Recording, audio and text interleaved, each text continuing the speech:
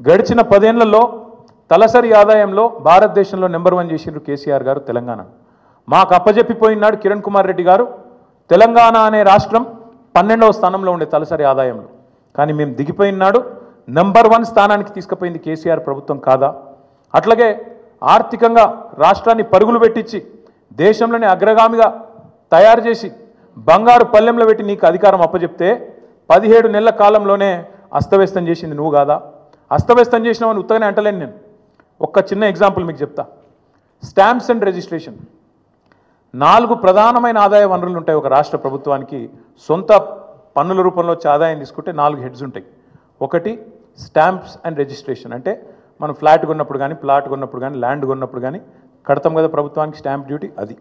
రెండవది vehicle sales, అంటే బండి కొన్నప్పుడు కట్టే పన్ను. మూడవది నువ్వు రోజు కొనుక్కునే కూరగాయలు కానీ నువ్వు రోజు కొనుక్కునే పప్పు ఉప్పు కానీ దాని మీద కట్టే పన్ను జిఎస్టీ రూపంలో వస్తుంది ప్రభుత్వానికి. నాలుగవది లిక్కర్ మీద వచ్చే ఎక్సైజ్ ట్యాక్స్. ఈ 4 హెడ్స్ నుంచే మీకు దగ్గర 80% ఆదాయం ఒక ప్రభుత్వానికి వస్తుంది. రేవంత్ రెడ్డి ఎంత గొప్పోడంటే ఈయన వచ్చినాక స్టాంప్స్ రిజిస్ట్రేషన్స్ వీళ్ళు అంచనా వేసింది మేము 2023-24లో కేసీఆర్ ప్రభుత్వం ఉన్నప్పుడు సంవత్సరానికి 14,295 కోట్ల ఆదాయం వచ్చేది.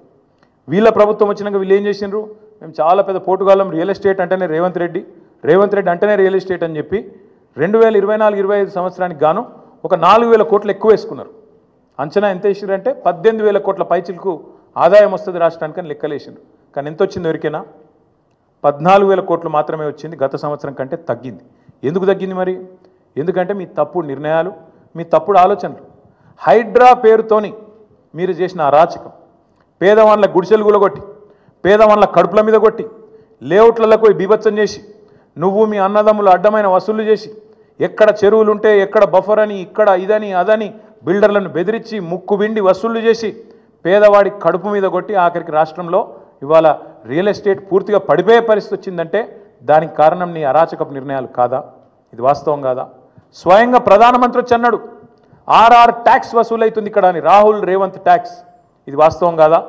ఇలా బిల్డర్ దగ్గర స్క్వేర్ ఫీట్కి 200 రూపాయలు వసూలు చేస్తున్నమాట వాస్తవం కాదా? మరి కాదంటే నువ్వు ప్రధానమంత్రి మీద కేసు పెట్టి ఆ మాట అన్నందుకు. ఎందుకంటున్నా అంటే ఇట్లాంటి పనికిమాలిన పనులు చేయబట్టి ఇలా స్టాంప్స్ అండ్ రిజిస్ట్రేషన్ తగ్గింది. జిఎస్టీ ఆదాయం కేసీఆర్ గారు ఉన్నప్పుడు 10 నుంచి 12% ఎన్నడూ తగ్గలే. 10 to 12% గ్రోత్ రేట్ ఎన్నడూ తగ్గలే. GST growth every year on year 10 to 12% పెరుగుతుండే. కానీ రేవంత్ రెడ్డి వచ్చిన తర్వాత ఒకటే సంవత్సరంలో 0% గ్రోత్ రేట్తో 28 రాష్ట్రాల్లో అట్టడుగున ఉన్నది ఇలా తెలంగాణ. ఇది వాస్తవం కాదా? నీ వల్ల ఈరోజు ఈ రాష్ట్రంలో క్రయ విక్రయాలు తగ్గినాయి, జిఎస్టీ పడిపోయింది. ఈ గణాంకాలు వాస్తవం కాదా? ఇది కాగ్ రిపోర్ట్లో వచ్చిన మాట వాస్తవం కాదా? నువ్వు స్వయంగా స్టేషన్ గన్పూర్ మీటింగ్లో చెప్పలేదా? 71,000 కోట్ల ఆదాయం తగ్గింది, రాబడి తగ్గింది రాష్ట్రానికి, నువ్వే చెప్పలేదా? అట్లాగే మీరే వెహికల్ సేల్స్లో కూడా ఒక నెగిటివ్ గ్రోత్ రేటు.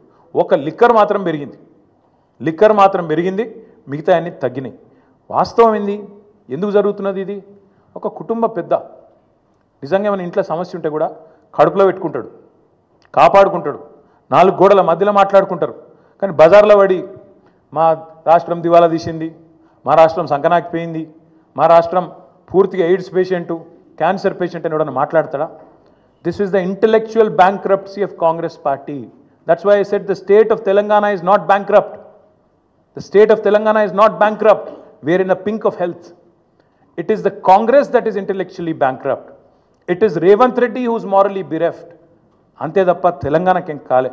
ఒక కుటుంబంలో సమస్య ఉన్నా బయట చెప్పుకోము, బయట పడం బజార్లో. కానీ రేవంత్ రెడ్డి గారు దివాలా తీసిందని ఆఖరికి అడ్డగోలు మాటలు మాట్లాడితే చివరికి ఏమైపోయింది? ఇవాళ ఆఖరికి లంచం ఇచ్చి 170 కోట్ల లంచం ఇచ్చి ప్రభుత్వ భూములు తాకట్టు పెట్టి బ్రోకర్లకు పైసలు తెచ్చుకునే దుస్థితి వచ్చింది ఇవాళ తెలంగాణ ప్రభుత్వం యొక్క నిర్వాకం వల్ల. నేను ఇంకా గమ్మత్తైన మాట, నేను ఇంట్లో ఉన్నా, ఇక నేను రెస్ట్లో ఉన్నా, నేను వీడియో చూసి పరిశాన్ అయినా ఇట్లా కూడా మాట్లాడచ్చా అని. ఢిల్లీకి పోతే అపాయింట్మెంట్లు ఇస్తలేరు, చెప్పులు ఎత్తుకపోతారేమో అని చెప్పి కలుస్తలేరు అన్నాడు. అమ్మతోడు చెప్తున్నా ఈ మాట, నేను ఎవరు చెప్పులు ఎత్తుకపోతారట. అరే చెప్పులు ఎత్తుకపోయేటోళ్ళు వేరే పార్టీ వాళ్ళు ఉన్నారు ఇక్కడ, అది వాళ్ళ కథ వేరు. చెప్పులు ఎత్తుకపోయింది నాకు అర్థం కాదు. ఢిల్లీకి పోతే అపాయింట్మెంట్లు ఇస్తలేరు, ఎవరు ఇస్తలేరు? రాహుల్ గాంధీ ఇస్తలేడు, వరకు కరెక్టే. నీకు ఇయ్యరు కూడా, ఎట్లు ఇస్తారు? నీకు తెలిసిపోయింది నీ కథ అంతా. ఇయ్యరు. ఈ కొత్తగా ఎవరైనా సుట్టపోడు కొత్తగా వస్తేనేమో మర్యాద ఇస్తారు ఎవరైనా సరే, 4 రోజులు ఉంటుంది మర్యాద. ఇక కానీ నువ్వు వచ్చేదేమో ఢిల్లీకి నీ పని మీద వస్తావు, మీ మూటలు మోసుకపోయేందుకు 42, 43 సార్లు పోతుంది ఇప్పటికీ. అందులోనట ఈయన ఎకానమీ క్లాస్లో పోతుండట. అబ్బా, ఫోటోలు మొత్తం బయట పెడతాం, ప్రైవేట్ ఫ్లైట్లు, బిజినెస్ క్లాసులు, మీ ట్రిప్పులు మొత్తం ఫోటోలు బయట పెడతాం, సోషల్ మీడియాలో ఇప్పటికీ జరుగుతున్నాయి, మళ్ళీ పెడతాం. అరే గింత అన్యాయం మాటలు మాట్లాడతారు. 43 సార్లు ఢిల్లీకి పోతివి, 43 పైసలు లేకపోతివి, ఏముంటుంది ఇజ్జత్ నీకు ఢిల్లీ మార్కెట్లో? వీడు ఊకొత్తాడు పోతాడు, ఎందుకు ఇవ్వాలి మీకు అపాయింట్మెంట్? ఇస్తలేరు, ఏం చేయాలి మరి? నువ్వు మూటలు మోసేందుకు వస్తున్నావు, ఢిల్లీకి రాహుల్ గాంధీకి మూటలు ఇస్తేందుకు వస్తున్నావు, మొదలు మర్యాద ఉంటుంది, ఇక ఆఖరికి దొంగలెక్కనే చూస్తారు.